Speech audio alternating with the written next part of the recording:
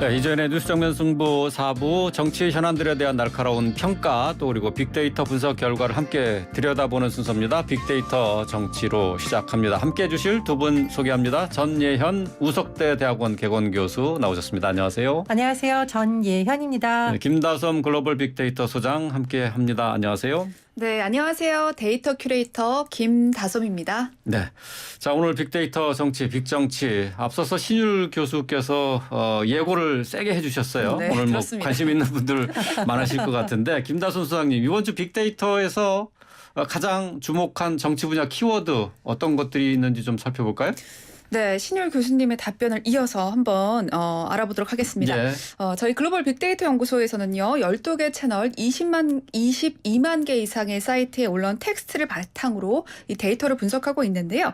자, 지난 한 주 저희 데이터베이스의 정치 섹터에서 가장 큰 화제거리였던 키워드는 바로 압수수색이라는 단어였습니다. 압수수색. 네, 예. 이제 어느 정도 이제 다들 감이 예. 오실 겁니다. 워낙 이제 헤드라인을 많이 차지한 단어였기 때문에 이번 주에 정말 사용량이 가장 늘었던 단어인데요.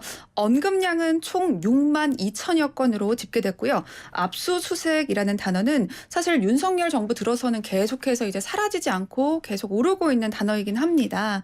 그런데도 사실 한 주에는 평균적으로 한 10,000건 정도 쓰였다라고 한다면 네. 이번 주에는 무려 6배가 넘는 6만 2천여 건이 쓰인 거죠. 압수수색 단어가 계속 올라와 있었어요? 그러면? 네, 기본적으로 계속 올라와 그래요? 있었죠. 네, 그래서 화제에 들어가는 단어이긴 했지만 이렇게까지 뜨거운 주목을 받았던 적은 없었는데 언론 기사나 트위터 커뮤니티 등에서 압수수색이라는 단어가 많이 보였다. 이렇게 이해하시면 될 것 같은데요. 네. 압수수색 긍정 부정률 살펴보시면 부정률은 무려 91%. 뭐 당연하겠죠. 네, 예. 긍정률은 1.4%로 나타났습니다. 사실 이제 우리가 상식적으로 봤을 때 부정률이 높을 거라고는 생각하지만 이제 긍정률이 이렇게 극단적으로 낮고 부정률이 이렇게 높은 결과는 사실 저도 데이터 분석하면서 거의 본 적이 없어요. 그래요? 보통은 이제 정치 키워드가 한 부정률이 70% 정도 된다고 한다면 이건 상당히 높은 수치다라고 이제 볼 수 있을 것 같은데 압수수색과 관련된 감성 연관을 살펴보시면 더 느낌이 확 오실 것 같아요.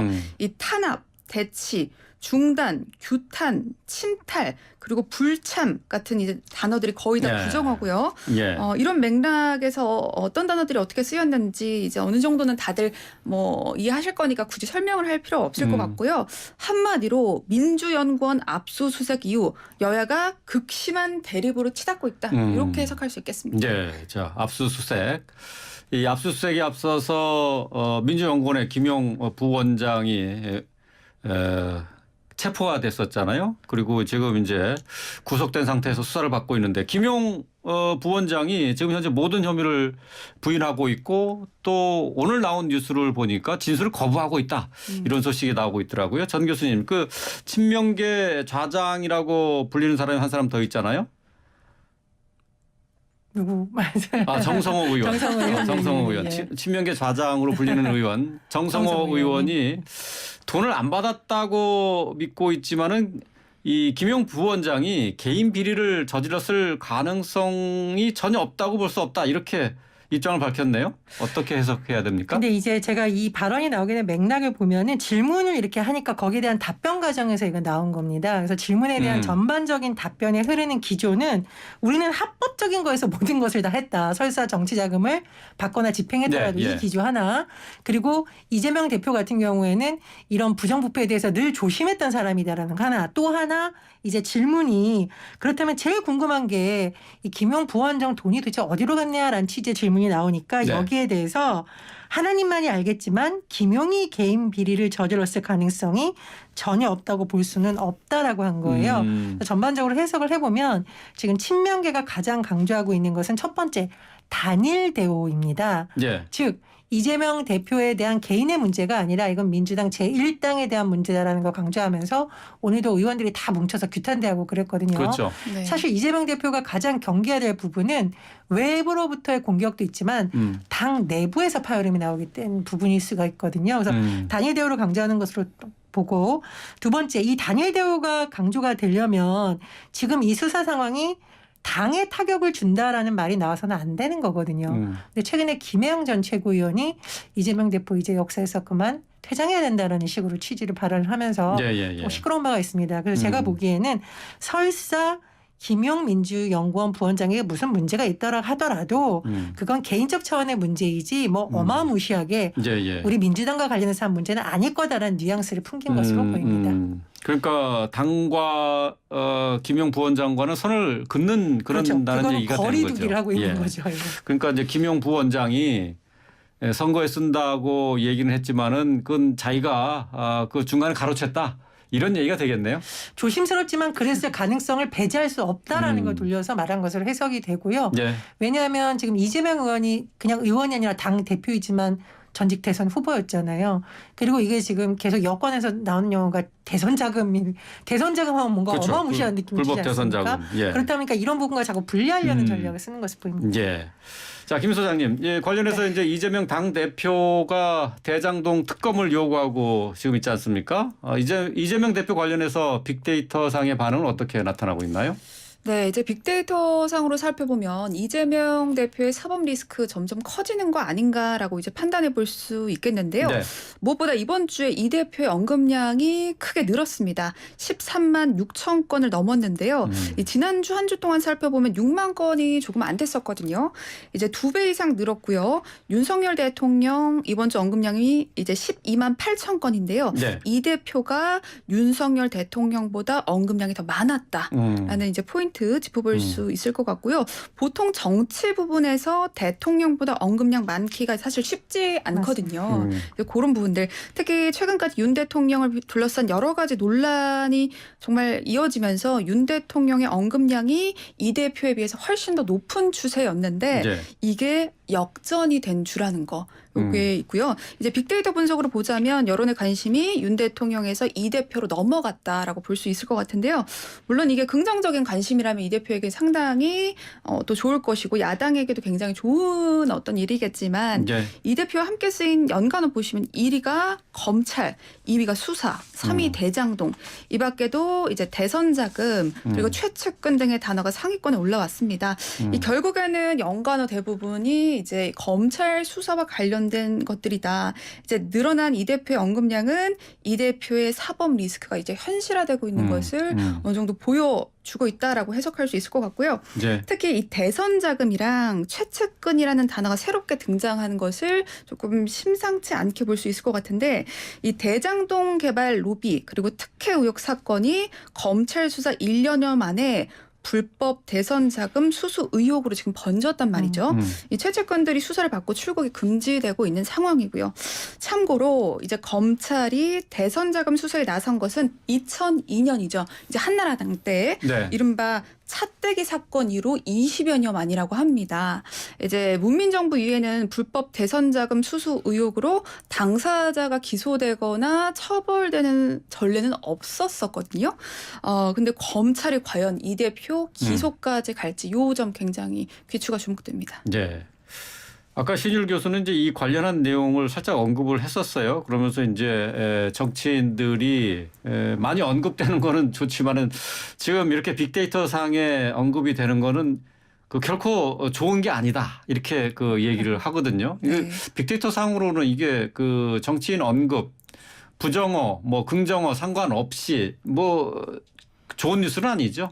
이게 우리가 흔히들 정치권에서는 무풀보다는 악플이 낫다라고 하긴 하지만 그래서 뭐 노이즈 마케팅으로 활용되는 경우도 종종 있기는 합니다만 하지만 이것은 사실 노이즈 마케팅으로 활용되는 수준의 범주는 이미 뛰어넘지 않았나라고 이제 생각이 들죠. 자, 지금 이제 검찰의 수사 상황을 좀 한번 살펴보겠습니다. 유동규 전 성남도시개발공사 기획본부장. 계속해서 지금 이재명 당 대표와 관련된 불리한 내용들을 진술하고 있는데요. 경찰이 또 관련해서 신변 보호에 들어가기도 했습니다. 정 교수님, 이 검찰 수사 결국 이재명 대표의 소환도 조만간 이루어지지 않을까 뭐 이렇게 예상을 해야 되는 건가요?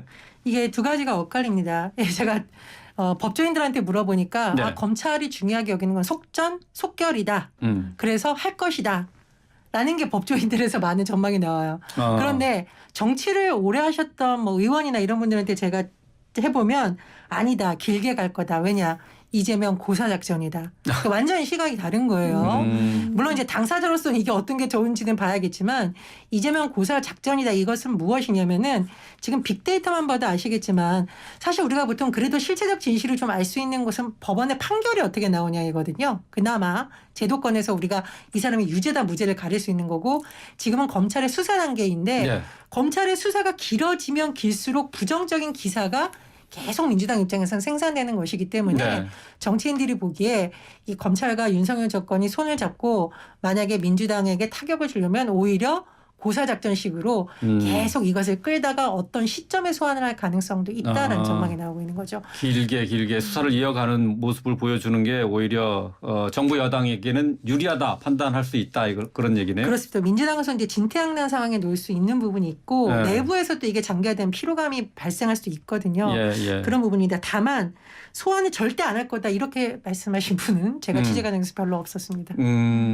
어쨌든 뭐 검찰의 소환 가능성 뭐 거의 이제 100%다라고 보고 있는데 그 관련해서 이제 유동규 전 본부장도 얘기를 한 게 있잖아요. 뭐 서서히 말려주겠다 하는 무시무시한 말까지 했는데 계속해서 이제 폭로를 예고한 것인데 앞으로 계속 이런 식의 여론전도 펼쳐나갈 것이다 이렇게 예상을 해야 되겠죠. 그렇습니다. 그러니까 검찰발 뉴스가 지금 하루가 지나면 하루가 멀다 하고 새로운 진술 내용이 나오고 있어요. 뭐 유동규 전 본부장이 한 것으로 알려지는 내용도 있고요. 지금 뭐 남욱 변호사가 했다 이렇게도 지금 뉴스가 나오고 있으니까 여러 방면에서 나올 수 있을 것 같고요. 다만 이제 김용 연구원 부원장과 정진상 실장 같은 경우에 되게 억울하다라는 입장이거든요. 왜냐하면 그렇죠. 저쪽에 진술만 믿고 한다. 그래서 이건 뭐 조작극이다. 완전히 허구다라고 하고 있는데 양측의 주장이 팽팽하게 맞서고 있는 상황입니다. 다만 이재명 대표는 이런 고민이 있을 수가 있어요. 이런 뉴스가 나올 때마다 본인이 나가서 반박을 할 수는 없는 거거든요. 그게 또 과연 민주당에 좋은가에 대한 고민도 해야 되는 부분이기 때문에 이 여러 가지 상황이 현재로서 민주당으로서는 고민스러운 부분이라고 볼 수 있습니다. 네. 자, 김 소장님, 그 윤석열 대통령과 관련된 빅데이터 상의 반응 또 정리를 해볼까요? 네, 윤석열 대통령 이번 주 연관어 살펴보시면 마찬가지로 검찰, 수사, 압수수색 등의 단어가 이제 상위권에 올라와 있습니다. 이제 대통령의 연관어다라기보다는 검찰총장의 연관어다 이렇게 볼 수 있을 것 같은데요. 네. 이런 단어들이 경제, 민생보다 언급량이 많았다라는 것은 대단히 아쉬운 대목이라고 볼 수 있을 것 같고요. 예. 어제 윤 대통령 국회에서 시정연설을 하셨잖아요. 어제부터 오늘 2시까지 빅데이터로 분석해본 결과 시정연설의 언급량은 총 2만 1,000건으로 나타났습니다.